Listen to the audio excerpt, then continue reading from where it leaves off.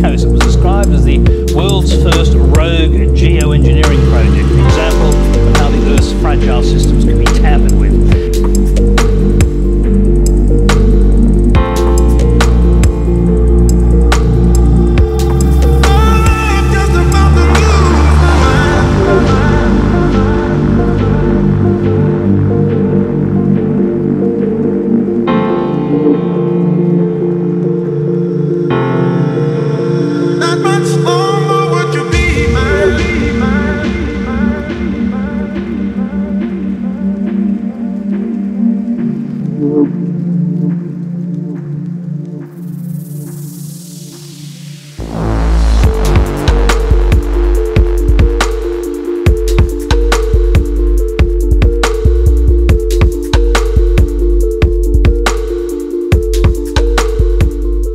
Environment groups want a ban on any field research for geoengineering, despite hopes that it might delay or mitigate some of the worst effects of climate change. But the recent World Bank report predicting a devastating 4-degree rise in global temperature by the end of the century means more scientists are now willing to consider it. In a moment, we'll hear from one of the world's leading geoengineering proponents, Harvard professor David Keith, whose research is partly funded by Bill Gates. First, a special report from environment groups want a ban on any field research for geoengineering, despite hopes that it might delay or mitigate some of the worst effects of climate change. But the recent World Bank report predicting a devastating 4-degree rise in global temperature by the end of the century means more scientists are now willing to consider it. In a moment, we'll hear from one of the world's leading geoengineering proponents, Harvard professor David Keith, whose research is partly funded by Bill Gates. First, a special report from Margot O'Neill. Professor David Keith, whose research is partly funded by Bill Gates. First, a special report from Margot O'Neill. First, a special report from Margot O'Neill. That red ochre trail in the water is part of 100 tonnes of iron-rich dust poured into the ocean this year off the west coast of Canada by controversial American environmental entrepreneur Russ George. As soon as we did this, on one side of the boat you'd see this brilliant sapphire blue ocean, and on the other side of the boat the ocean had turned to a beautiful emerald green.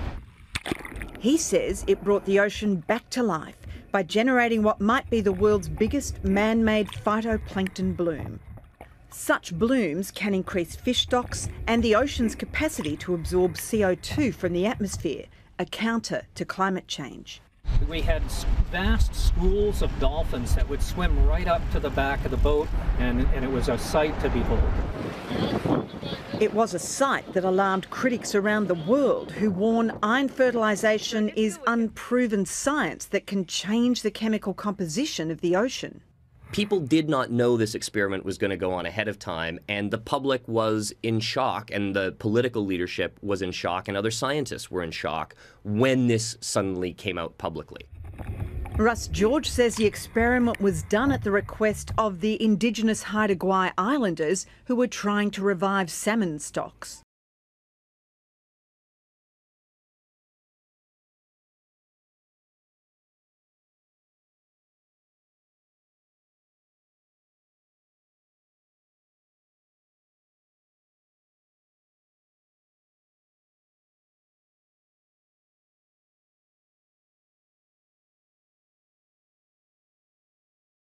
The true story is a really wonderful story of hope that perhaps the oceans can be recovered, restored, and replenished, and the fish can come back. But it's also the story of a desperate science now emerging as a serious option in the battle with climate change. It's called geoengineering. Geoengineering is the manipulation of the Earth's natural systems to ward off the worst effects of climate change, a sort of emergency backup if the planet faces climate catastrophe. It could work in two ways. Firstly, by sucking CO2 out of the atmosphere, like iron fertilisation, which increases the ocean's ability to absorb carbon.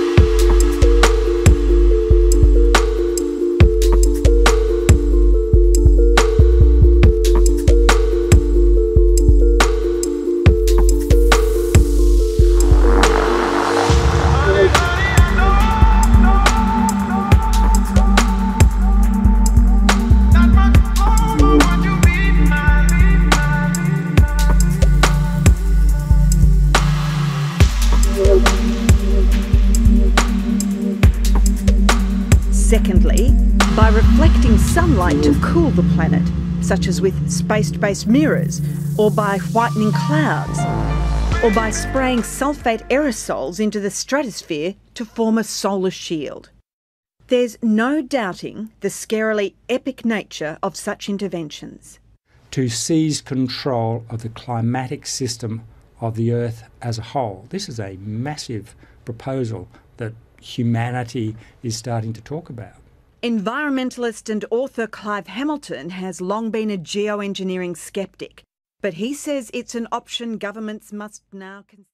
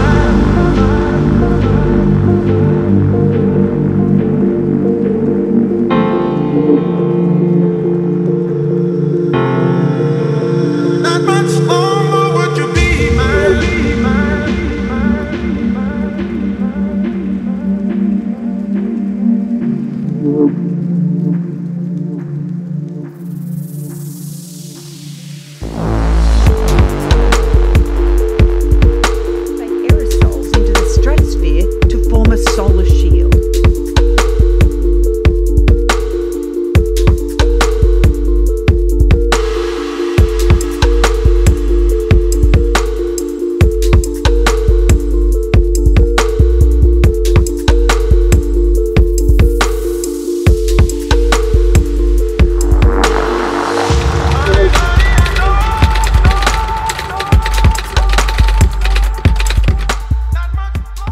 There's no question that large-scale climate engineering is untested and dangerous.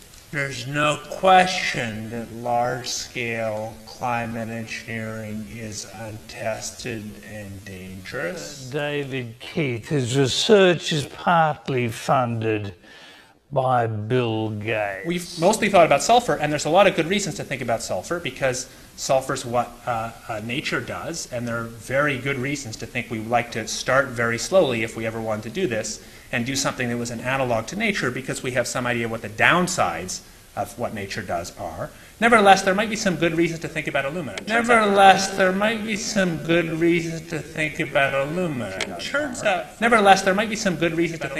out, first of all, there's been a lot of work on the environmental consequences of alumina in the stratosphere, because it's in shuttle exhausts. There's a bunch of papers that look at the radiative and ozone-destroying properties of alumina in the stratosphere, and those make you think it might be useful. The big deal really is that alumina has 4 times the volumetric radiative forcing for small particles as does sulfur. And that means you have 4 times less surface area for the same radiative forcing. And this is a much bigger deal. You have roughly 16 times less the coagulation rate. And that's the thing that really drives removal. So you could get away, we think, with much smaller mass fluxes. But we haven't run those studies yet, so that might be wrong. The little picture is from a nanofabrication study, which shows you can make very high quality, and do this in just a jet in a very simple way, make high quality alumina particles just by spraying aluminum vapor out, which oxidizes. So it certainly do this in just a jet in a very simple way, make high quality alumina particles just by spraying aluminum vapor out, which oxidizes. So certainly do this in just a jet in a very simple way, make high quality alumina particles just by spraying aluminum vapor out, which oxidizes. So it's certainly in principle possible to do that. There's a big literature that's already looked at. Look at the alumina or sulfuric acid functions, which are the mass-specific backscatter. So a measure of radiative forcing, and in fact I have it in watts per square meter per megaton. And those things fall off as the particles get larger. But even more important, the fall speed rises quite rapidly in this regime. And so as particles stick together and get large, they fall out of the stratosphere very quickly. And so particles that are too large are much less effective per unit mass. Aerosol geoengineering looks like it is so cheap that the cost is basically not going to be an issue. That means that implementation decisions will be risk-to-risk decisions. The risk of doing it against the risk of not doing it. And it makes the problem of how we govern it fundamentally harder and different and novel. Another reason why I think more knowledge is good is I think this will turn out to be more complicated and harder to do than we now think. So I've told you that it's cheap to deliver materials to the stratosphere, and I'm convinced that's true. I don't think that will change. But I think the more we do research, the less easy this will look, the more complicated the environmental effects will look. And that's a good thing, because right now it looks too easy. So I think that if we do more research, we're likely to find out that it's harder and more complicated than we thought, and that the side effects are harder to manage. And that's a healthy outcome that will make it easier. So be more careful here. Work to separate out the toxicological. So the alumina, we've only begun to research, and knowledge nothing. Empirical question, how people will actually react to knowledge about this. Another reaction is to say, if these crazy scientists are so concerned about putting CO2 in the atmosphere, they want to think about these things, then that might actually mean we should be more serious about the risks of CO2 in the atmosphere. And by the way, it's not really a moral hazard, it's more like free riding on our grandkids. And by the way, it's not really a moral hazard, it's more like free riding on our grandkids. It's more like free riding on our grandkids. We haven't done anything serious on alumina, and so there could be something terrible that we'll find tomorrow we haven't looked at. It's more like free riding on our grandkids.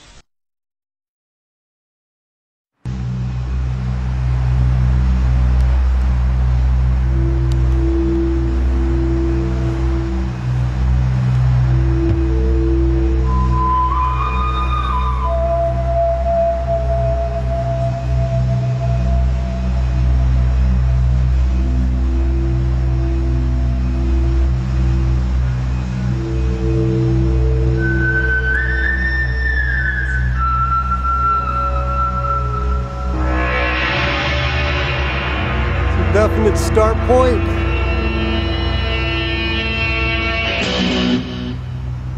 I can't really see the stop point from here.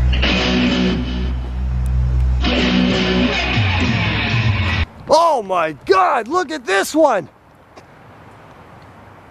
Shit! Look at him doing a vertical drop. What the hell? Look at him pounding it out. Thick sections and thin sections. There, the valve changed right there. Oh my God. That stupid bastard, man. And I live over there. The hell, look at this idiot doing a vertical dump on the citizens right now. Okay, that's insane. Okay, there's the mountains right there to give you a perspective. That's Pacifica. Look at this freak, what he's doing. We gotta catch him. Okay, that's 20th Avenue.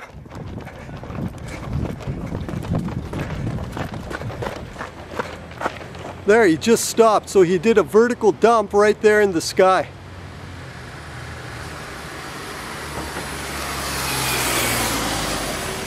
And then he stopped.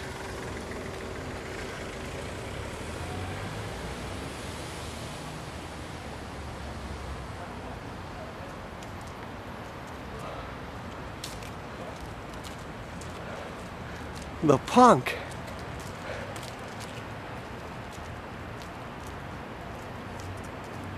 Okay, somebody's got a lot of explaining to do now. You bastards. There you go, you caught it live. And there he starts again!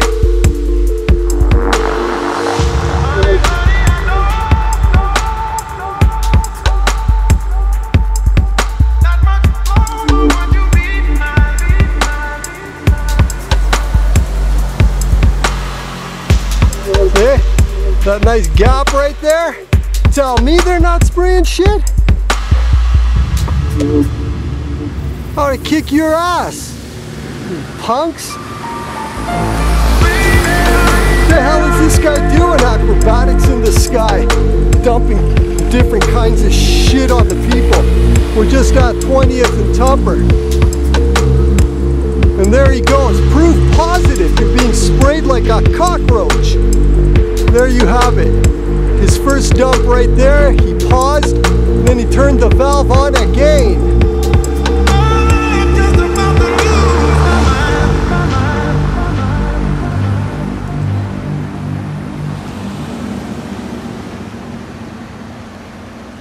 Okay, and he continues to spray.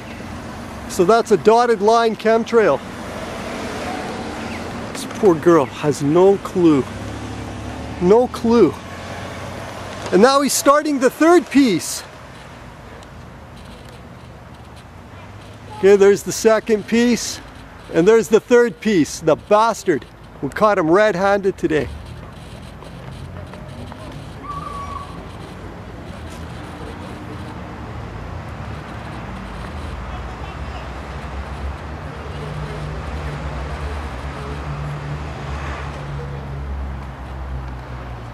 So you see how they do it?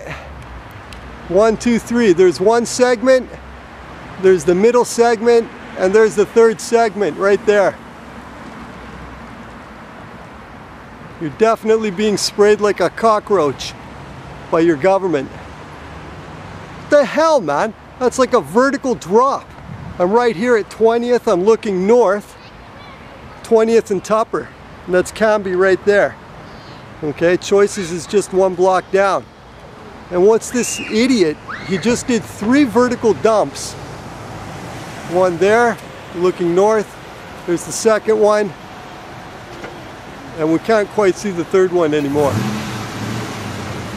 Okay, so you're definitely being sprayed with poison. That's a fact. This is the most undeniable proof right now, right here. There's the school, covered in poison. Have a nice spray.